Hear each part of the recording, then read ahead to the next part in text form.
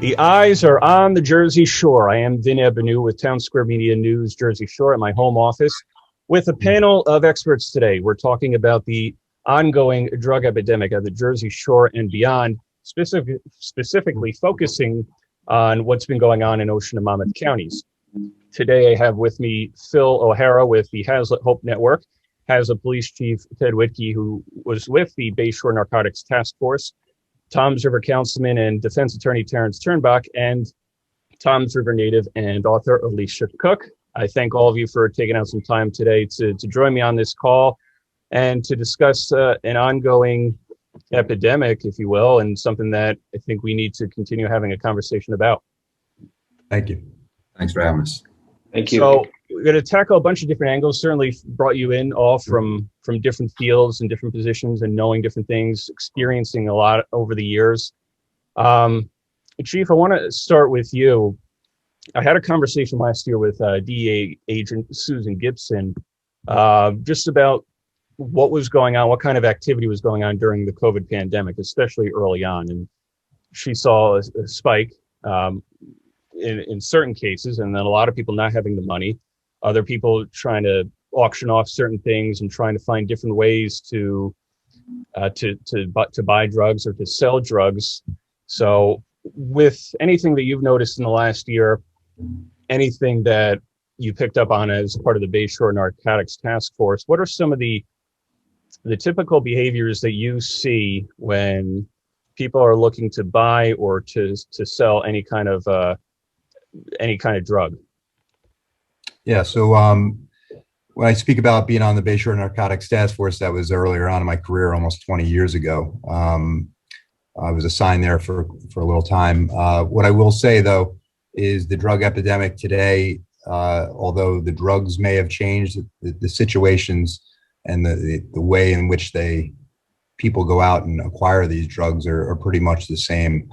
I was a little naive back then. Like I said, I was younger. I didn't have kids, wasn't married, had a different outlook on life and the drug problem. I was pretty naive growing up in a suburb of Hazlet. What I did find out, though, is that these drug transactions, most of them then and today are done right in front of our eyes. A lot of it occurs in shopping center parking lots, places where there's a large amount of people, where it wouldn't maybe catch the attention of police or bystanders. So I think that holds true today. A lot of the narcotics purchases that we had made back then were from people in front of people's houses pulling up. They'd run out. And so I would say, anybody watching this, you have a neighbor and you see constant traffic, different people coming in and out, there for a minute or two and then on their way. It might be something to look into, or at least notify the police, because it could be a place where people are acquiring these drugs. Do you ever notice certain behaviors with either at a traffic stop or following up on a report or an investigation of people just buying to either to feed into the habit or just going out and selling different narcotics of certain ways that they behave? Are any of them remorseful when they are arrested or caught, or are any of them scared, angry, thankful that you helped stop what they were doing?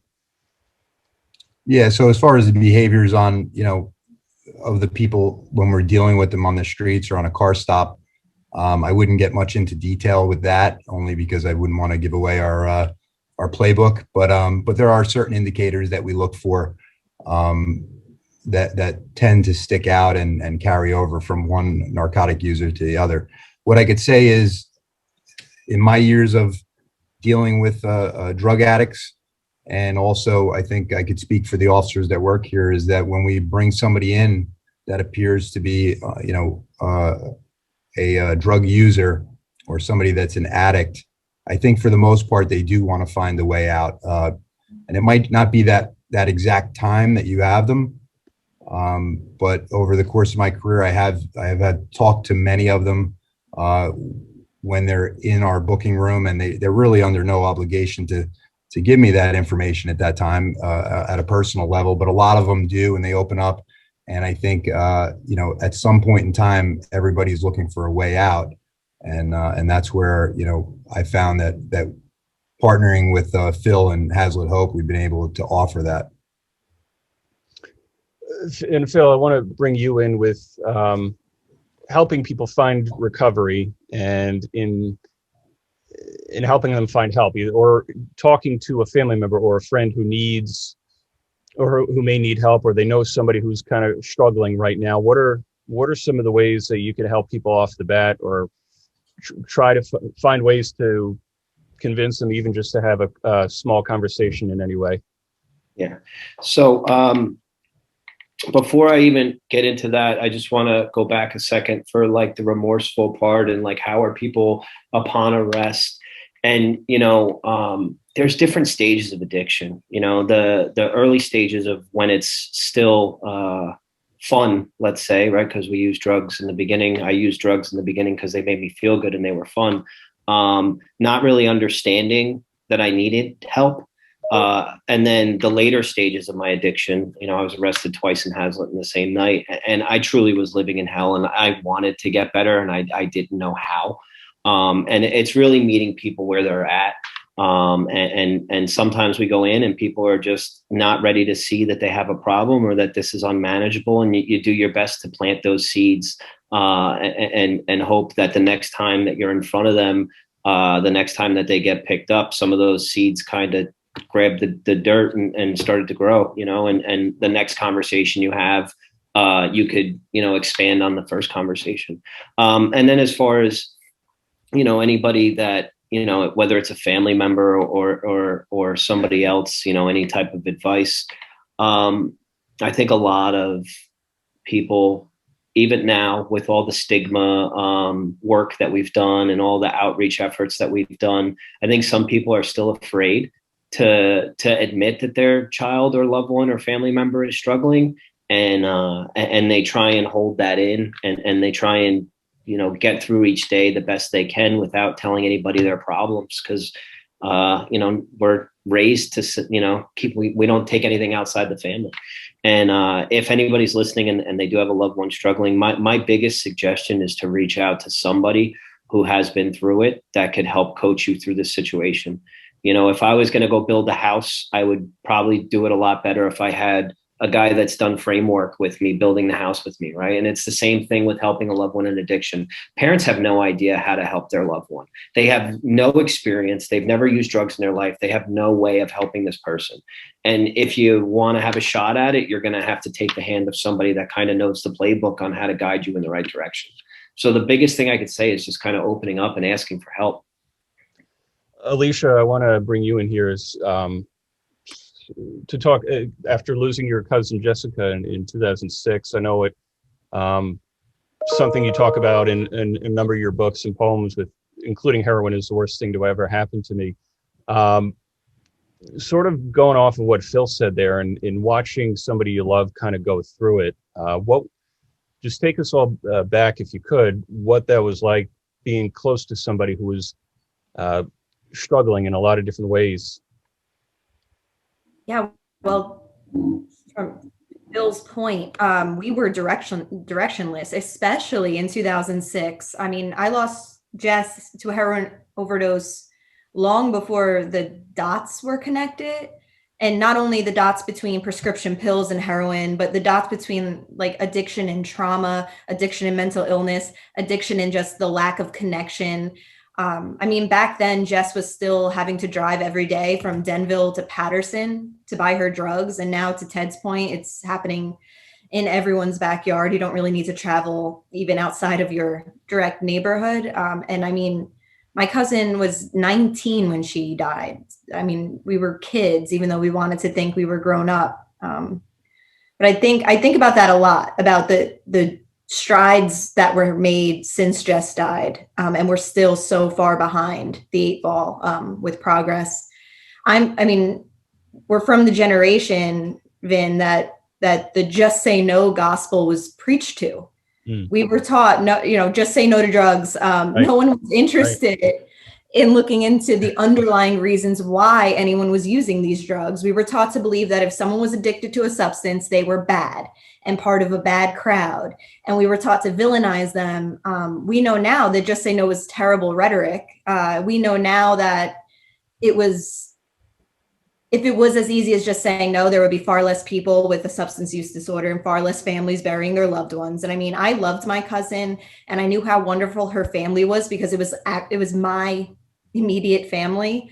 And I knew how smart and funny and compassionate and multidimensional she was. So I refused to categorize her as a bad person with a moral failing. And I started to investigate, very young myself, the underlying reasons as to why people might become reliant on drugs in the first place. And the answer I found through speaking with families is almost never as simple as they just succumb to peer pressure. It's almost always that they were prescribed pills for an injury or surgery, or they were battling something painful and traumatic inside. And 13 months into a global pandemic, even the healthiest brains have been impacted. So the rise in overdoses over this time is heartbreaking, but it's not really surprising. And as a writer, I just used what I knew, which was my words. And I began writing about what it was like to be a family riddled with addiction and how it impacts entire family units, how something that wasn't directly my ailment started to actually make me sick too.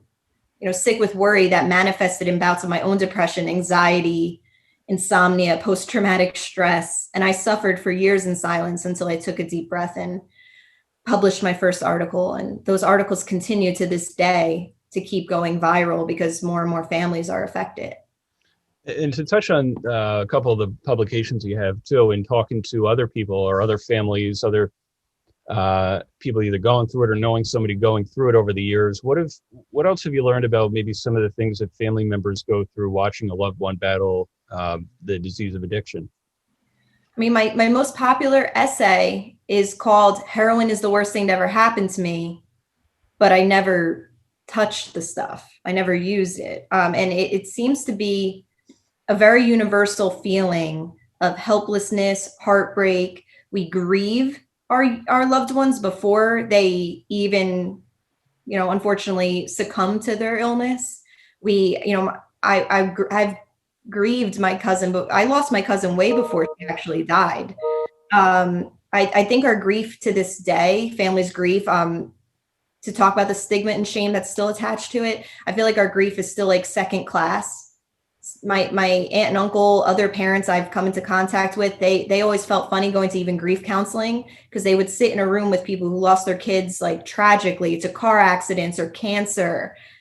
And then they would say, I lost my kid through a drug overdose, and there would be like this weird cold silence in the room. So I'm grateful that a lot of resources are available specifically for these families that have been impacted in this unique but universal way. But what happened in the process of me writing about this is I gave addiction a face, and not the face we saw in school, like the shadowy figure in the alleyway or the houseless person or the bad guy. And I humanized addiction in a way that showed people that you can't pick someone out of a lineup like a criminal, and it will hurt people forever. And maybe that hadn't been done publicly before back then. And addiction was now, the straight A student sitting next to you in class, or the popular athlete, or the talented musician, the sibling you shared a room with. So I hope I was a small part of my job. I hope I was able to humanize this a little bit more and give people the courage to speak up, families like mine. Terrance, I want to bring you in. I know it's been a little bit to start here, but one of the interesting, I had a conversation with Ocean County Prosecutor Bradley Billheimer earlier in the year about a couple programs that him and Assistant Prosecutor Renee White are introducing to help with people finding recovery. But even in looking up some of the numbers for just the Jersey Shore, Ocean County alone had the third most suspected drug overdose deaths in the state of New Jersey last year out of the 21 counties, with 224. And it was the third time since 2013 that they've had more than 200 overdose deaths in a single year. Monmouth County last year, according to state figures, finished sixth on the list with 170, certainly a lot. And a conversation that you and I had a couple months ago about the Toms River Education Foundation with regards to kids needing to have that after school activity, not just as a deterrent away from potential use of drugs, but other hostile activities and dangerous behaviors and everything. So in your experience and in talking with different clients as an attorney in the courtroom, what are some of are there any typical behaviors? Are there any things that stand out to you as to maybe why people enter into this world or who they're influenced by?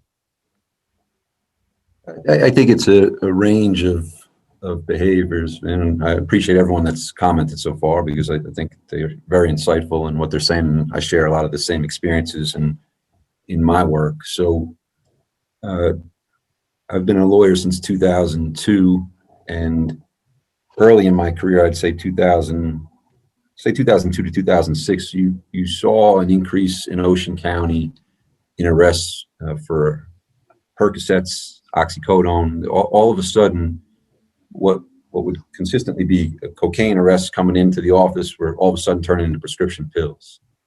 And I think there was really a lack of education at that point. So you'd have a high school senior that's got a problem with his teeth. He goes into the dentist or he goes in the hospital and he's walking out with 90 Percocets as a prescription just on a toothache.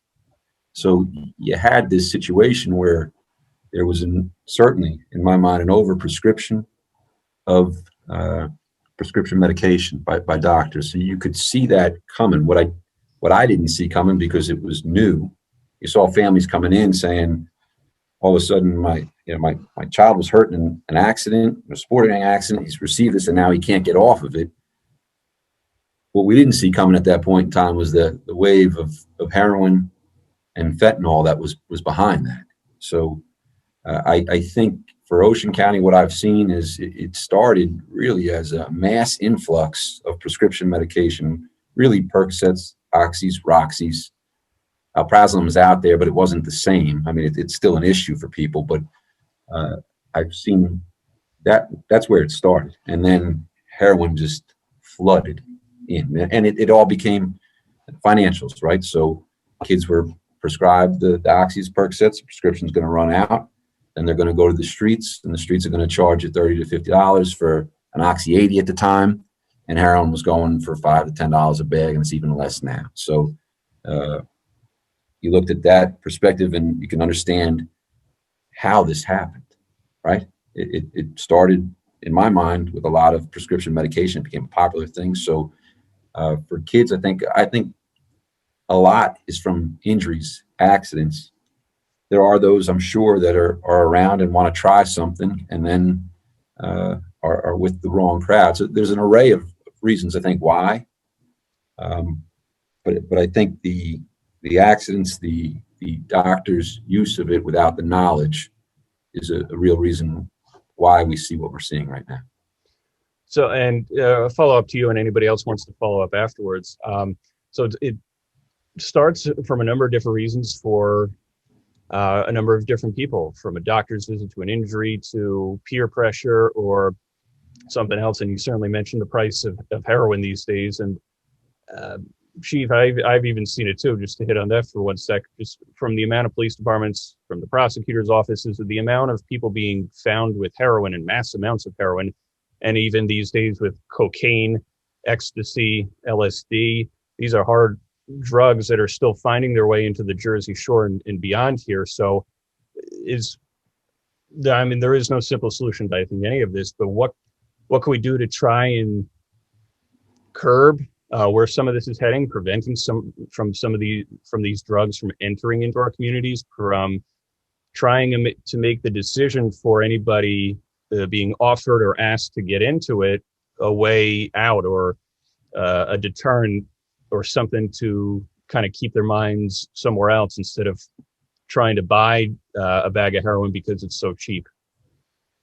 So yeah, I agree with Alicia when she mentioned the say no to drugs. You know, I was brought up in the same generation, and again, it was looked at as a person that did drugs was not your average, middle class person. It was the loner or the kid that went with the bad crowd.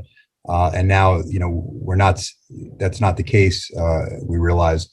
What we also realized years ago, several years ago, is that we can't enforce our way out of this.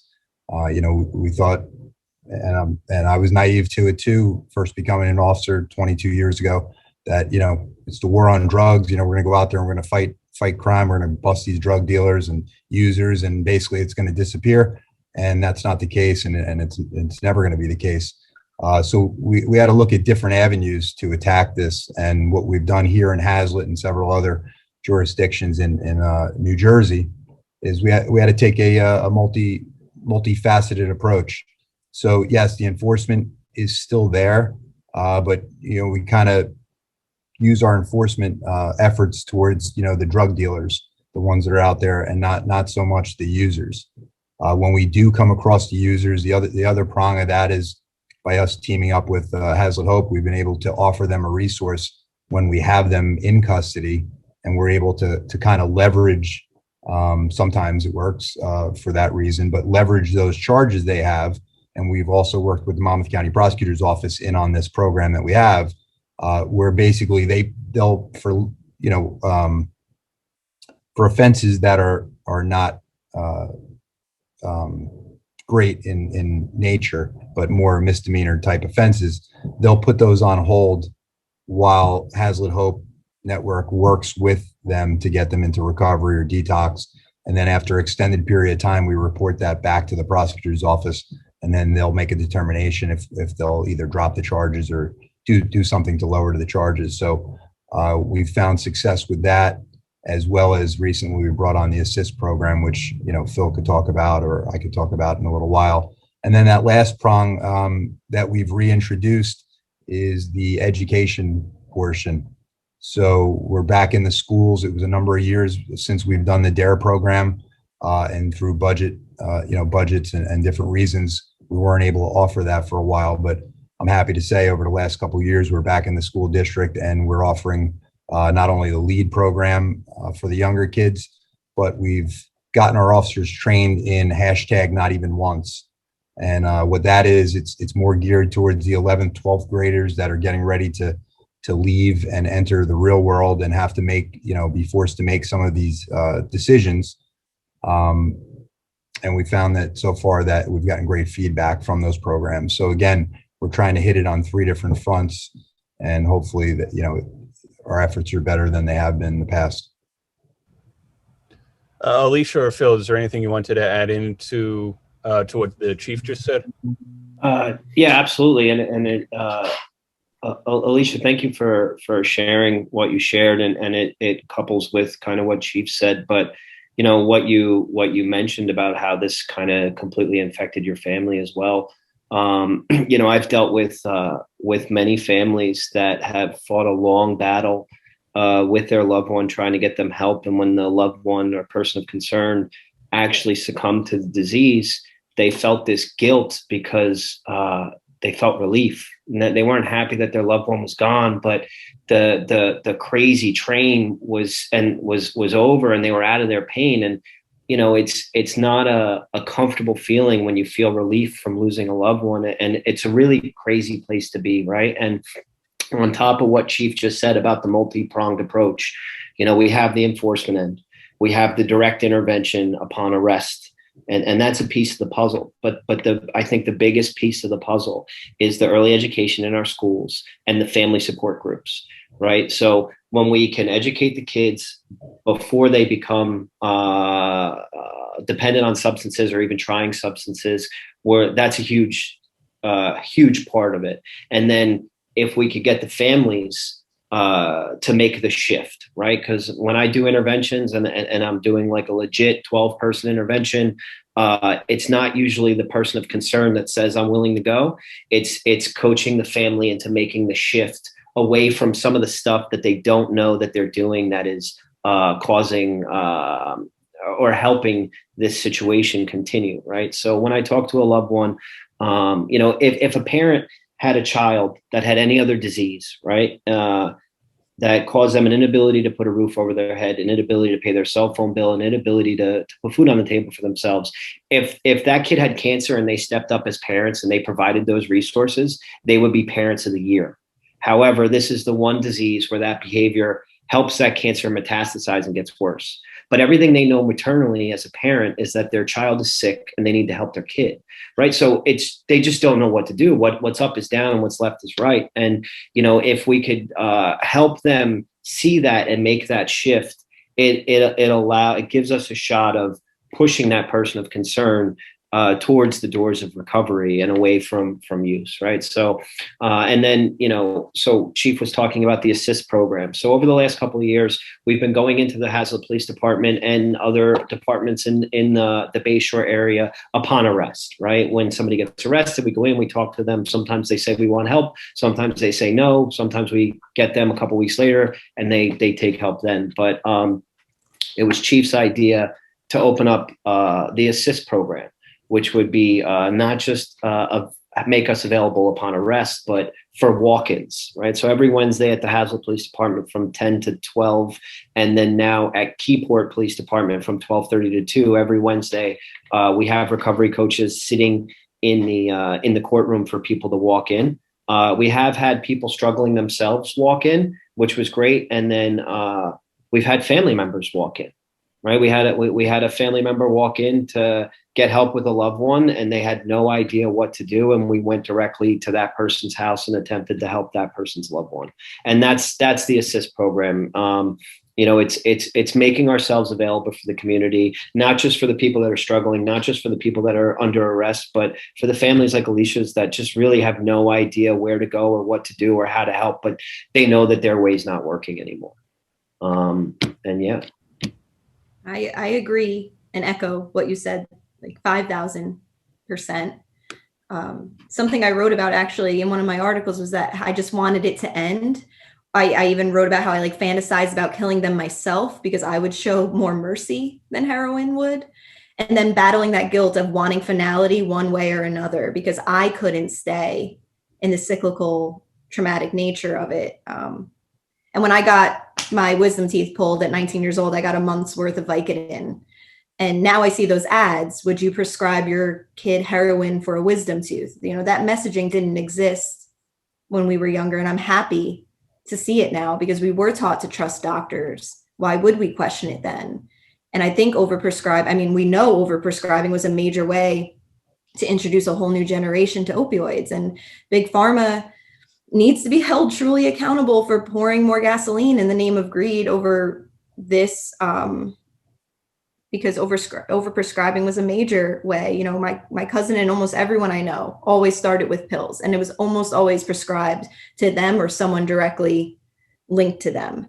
And all I'm going to say, I guess, to end my how we could help spiel is nowadays, especially with COVID, we love to say follow the science and trust the science. And while there's a ton of data in science that says addiction is a chronic but treatable brain disorder, and if a healthy brain is the biggest defense against addiction, we need to treat it at its source, and we need to start caring for our brains like we would a broken arm or a leg, or to Phil's point, any other illness that might befall us.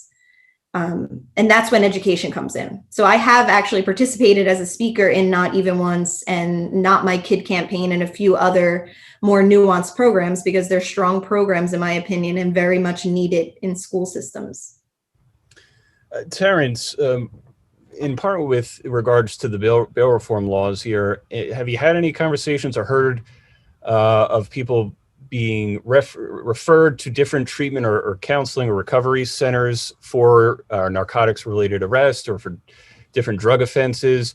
Is that something that you find is happening a lot, or more so what can be done to encourage people found with different kinds of drugs or finding themselves in trouble with the law or with themselves as a way to encourage that for them to have that conversation and to ultimately find treatment and recovery? It's a great question, Vin, and something I was hoping to get to speak about. In my experience with bail reform, quite honestly, I don't think bail reform is something that's helping those that suffer from substance abuse. And here's why. Bail reform removes the discretion from judges as to when they can hold somebody or when they have to release somebody. Okay, so oftentimes possession of heroin is a third-degree offense. It's a low-level offense. It's a non-violent offense per se, right? Even though the families are going through what they're going through. And oftentimes, if someone's arrested for heroin, straight possession, more than likely they'll be released on a summons, or if they are detained, they're going to be detained overnight and just put on pretrial services. That's under the new bail reform. It's taking away the discretion of our courts and our judges, who used to be able to say, I've got someone that's struggling here. I'm going to hold them in here and order what's called a task evaluation, a treatment evaluation, to see what this person needs. And so what you see, Vin, is you're going to see someone, say, gets arrested for a car burglary because they're trying to get money to buy heroin, right? And they come in, and under bail reform, they're released right back out.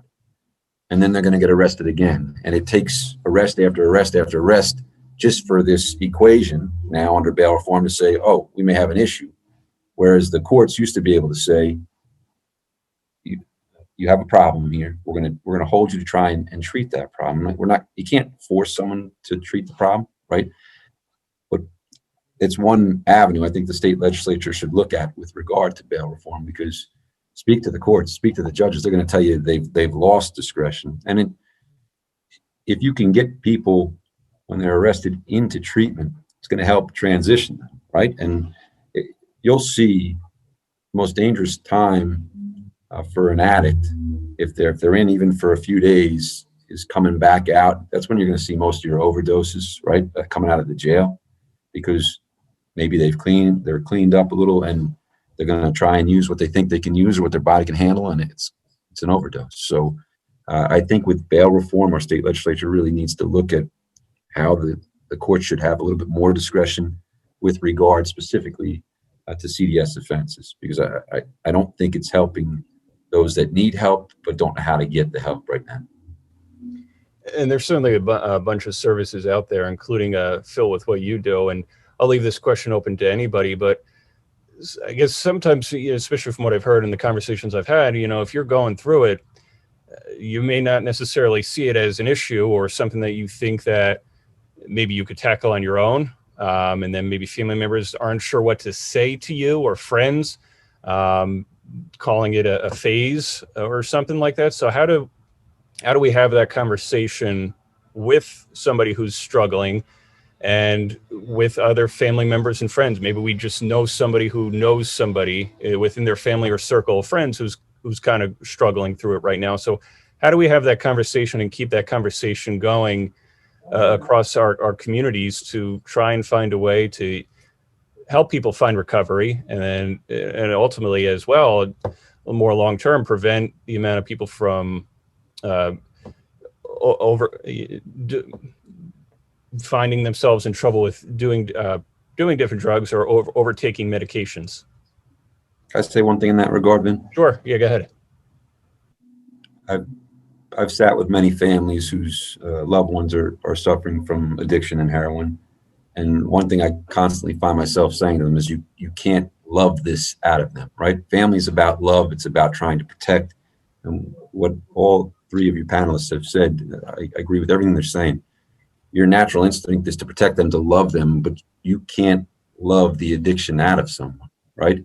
So you've got to provide love, but ultimately, what I say to the clients that are suffering is it's got to come from within you, and that's the reality of this.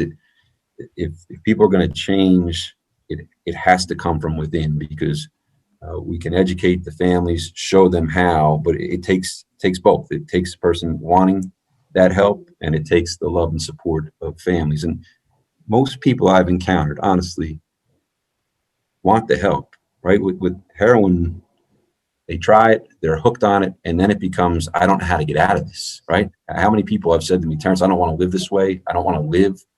I hate this lifestyle. They just don't have a pathway out. And that's when people like Phil, Alicia, and the chief obviously are doing great things to show that there is hope and that there is a pathway out. Thanks. Sure. What I wanted to add to that, thank you, Terrance.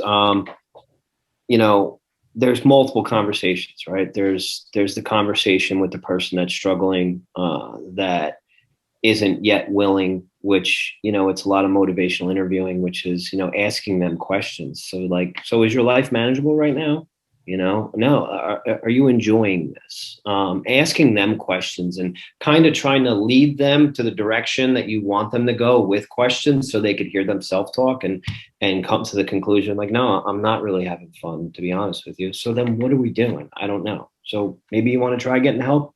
There's that conversation. And then I think the other conversation that's extremely important, and I was sitting with somebody yesterday at dinner having this conversation, the families, right? As a unit, I think a lot of us have fallen away from the importance of having a family dinner, even one night a week.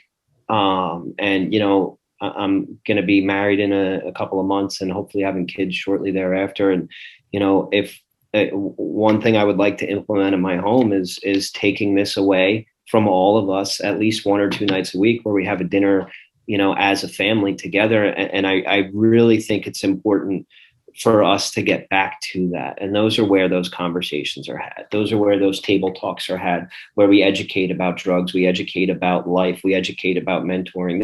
There's so many things that we need to talk to our kids about. The lockdown that we just had and the isolation that they're dealing with. These kids right now are dealing with way more than they've dealt with ever, to the junior and senior in high school that needs to hear from an adult, like, we're sorry that your senior year kind of got robbed from you.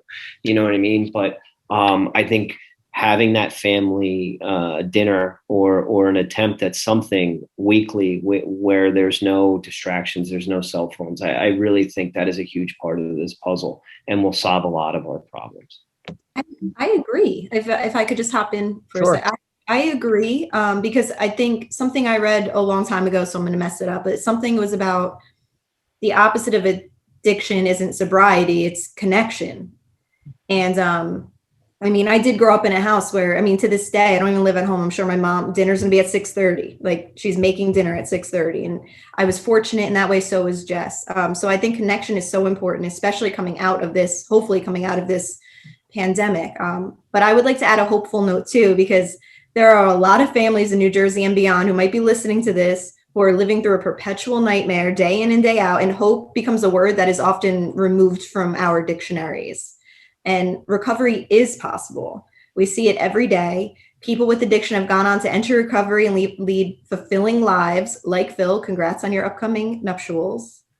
Families can heal. Now more than ever, there are resources available to families. And all you have to do is take that first scary step and say you need help, which is sometimes the hardest thing to admit. But we are here to help. We just need to know you need help to be able to jump into action and try to help you as much as possible. But there's no need anymore in 2021 to be suffering in absolute silence, alone. There's people here that want to help you. Chief, and Alicia, if I could just speak directly to you and let you know, if you haven't heard this before, that every time you share this story, every time you speak, every time you go out and do this, you're really helping a lot of people, because it's the peer-to-peer thing that gets people to speak, right? When it's somebody who's actually been through it and you tell your story, I'm sure you've told it, not even in a professional setting, but like at a coffee shop next to somebody. And it's those moments where somebody actually does feel like they have hope and they, oh my God, I'm not going through this alone. You know what I mean? So I just want to say thank you to you and for having the courage to share that with people. No, thank you. I appreciate that. Chief, anything else that you want to add into that context? Yeah, just to play off of what Alicia was saying, we bring our kids up and, I have young kids now, so constantly preaching to them, if you need help for anything, you go to a police officer. And in the past, police officers, I don't think were as approachable with subjects like this, but now I'm happy to say that myself and the officers of my department would bend over backwards to try to help somebody that came to us with a addiction problem. So just like I said, if somebody needs help, we're there to help, just like Phil, Alicia, Terrance. Yeah, that's what I wanted to throw out there, just that the job of a police officer, you know, we do wear many hats, but one of them is definitely helping and helping people that are addicted. And Chief, one of the coolest things about, you know, working with the Hazlet Police Department and now the other departments in the Bay Shore, going as somebody who was, you know, being arrested, right, and being, you know, like a low-level, you know, criminal, basically. The coolest thing on this side of it that I've been able to see is how many individuals in the department really truly care about the people that they're arresting, and they'll reach out, you know, weeks later, months later, for a follow-up on their own time, on their days off, to follow up about somebody that, you know, we got help for. And you know, to be a part of that and to be able to see that and be able to humanize you guys has really been one of the coolest experiences of this partnership, is, you know, knowing what we have in the Bay Shore and all the departments and the synergy, and how much so many guys on so many of these departments really just want to help our community get better. It's really been one of the best blessings of this experience. So thank you. Thanks.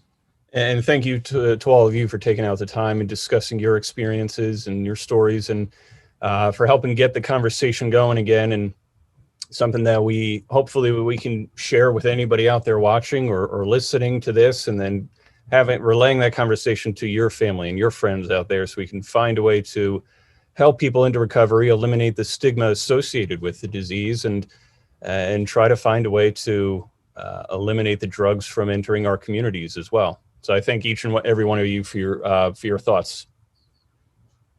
Thank you. Thanks again to Hazlet Police Chief Ted Wittke, Phil O'Hara with the Hazlet Hope Network, Tom's River native and author Alicia Cook, and Tom's River Councilman and defense attorney Terrance Turnbach. I am Vin Ebenau for Eyes on the Jersey Shore, discussing the ongoing drug epidemic. And now it's your turn to have that conversation and keep it going, so that we can ensure that everybody finds recovery and that everybody has hope.